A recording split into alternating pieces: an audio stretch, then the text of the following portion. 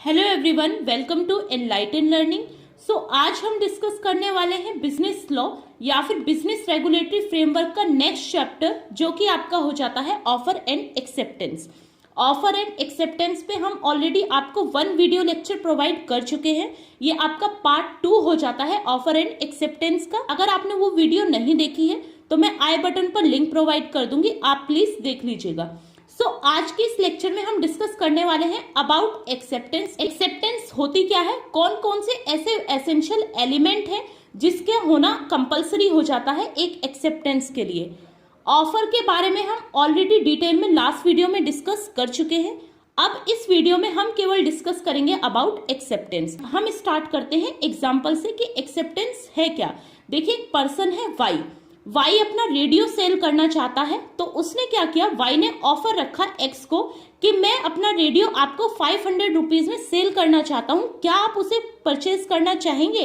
और एक्स ने उस ऑफर को एक्सेप्ट कर लिया, तो वो आपकी कहलाई एक्सेप्टेंस। दूसरा एग्जांपल सुनिए, हमारी एज वाला, कि एक पर्सन है, एक बॉय है ए, वो अपनी एक सहेली बनाना चाहता है एक गर्ल को जिसका नाम है बी। ए ने अपना ऑफर रखा बी के सामने कि भाई will you be my friend, क्या तुम मेरी फ्रेंड बनना चाहोगी? और बी ने उस ऑफर के लिए बोल दिया यस, मैं बनना चाहूंगी, तो वो आपकी कहलाएगी एक्सेप्टेंस। क्लियर हो गया होगा कि एक्सेप्टेंस होता क्या है। अब इंडियन कॉन्ट्रैक्ट एक्ट 1872 का सेक्शन 2B बात करता है एक्सेप्टेंस के बारे में। ये डेफिनेशन दी गई है, when the person to whom the proposal is made signifies his assent, मतलब जिसके लिए आपने ऑफर रखा है, यहाँ पे ऑफर किसके लिए रखा है, बी के लिए, वो अपनी एसेंट शो कर देता है, मीन्स अपनी सहमति दर्शा देता है और उस ऑफर को एक्सेप्ट कर लेता है, तो वो आपका कहलाता है एक्सेप्टेंस। और ऑफर एक्सेप्ट करने के बाद वो अपने आप बन जाता है आपका प्रॉमिस। सो प्रॉमिस क्या हुआ कि ए ने ऑफर किया बी को कि आप मेरी फ्रेंड बनना चाहेंगे, बी ने उसे एक्सेप्ट कर लिया, एक्सेप्ट करने के बाद वो बन जाता है आपका प्रॉमिस। अब एक और एसेंशियल कंडीशन जो एक्सेप्टेंस के साथ जुड़ती है कि जो ऑफर आपने रखा है, जिसके समक्ष रखा है, वो एक्सेप्टेंस उसी के द्वारा ही आनी चाहिए। मींस यहाँ पर बी के पेरेंट्स आके नहीं बोल सकते। मान लीजिए बी के फादर का नाम है डी, वो आके यहाँ पे नहीं बोल सकते कि हमें ये ऑफर मंजूर है या फिर नहीं है। मींस आपकी एक्सेप्टेंस केवल बी के द्वारा होगी, जिसके लिए आपने ऑफर रखा है उसी के लिए वो ऑफर वैलिड होगा, उसी के लिए ही आपकी एक्सेप्टेंस मान्य होगी। आशा करती हूँ आपको मीनिंग ऑफ एक्सेप्टेंस अच्छे से क्लियर हो गया है। चलिए अब देख लेते हैं rules related to the valid acceptance, मतलब कौन कौन से ऐसे रूल्स होंगे जो कि वैलिड एक्सेप्टेंस के लिए होने नेसेसरी है। जिसमें आपका फर्स्ट हो जाता है एक्सेप्टेंस मस्ट बी एब्सोल्यूट।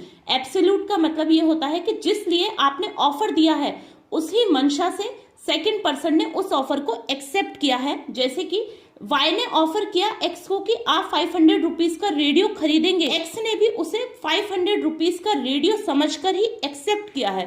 सो आपकी एक्सेप्टेंस एब्सोल्यूट होनी चाहिए, मीन्स जिसके लिए आपने ऑफर किया है उसी पर्टिकुलर थिंग के लिए आपकी एक्सेप्टेंस होनी चाहिए। अब ऐसा ना हो कि एक्स ने ऑफर किया रेडियो के लिए बट वाई चाहता है उससे टीवी परचेज करना, ऐसा नहीं हो सकता। नेक्स्ट हो जाता है आपका एक्सेप्टेंस मस्ट बी कम्युनिकेटेड। अब इसका क्या मतलब है, एक एग्जांपल देखिए। एक्स ने ऑफर किया वाई को कि क्या आप मुझे कोल देंगे, मींस कोयला, क्या आप मुझे 1.5 टन कोयला देंगे? वाई ने उस ऑफर को एक्सेप्ट तो कर लिया बट वो ऑफर उसे बताना भूल गया कि मैंने इस ऑफर को एक्सेप्ट कर लिया है। सो ये आपकी वैलिड एक्सेप्टेंस नहीं कहलाएगी। मींस अगर कोई पर्सन एक ऑफर को एक्सेप्ट करता है तो उसे वो एक दूसरे से कम्युनिकेट करनी पड़ेगी, एक दूसरे को बताना पड़ेगा। वाई को पता होना चाहिए कि उसने कौन सा ऑफर एक्सेप्ट किया है और एक्स को पता होना चाहिए कि जो ऑफर उसके द्वारा दिया गया वो अभी तक एक्सेप्ट हुआ है या फिर नहीं हुआ है। नेक्स्ट आपका वैलिड एसेंशियल एलिमेंट हो जाता है acceptance must be made with in a reasonable time.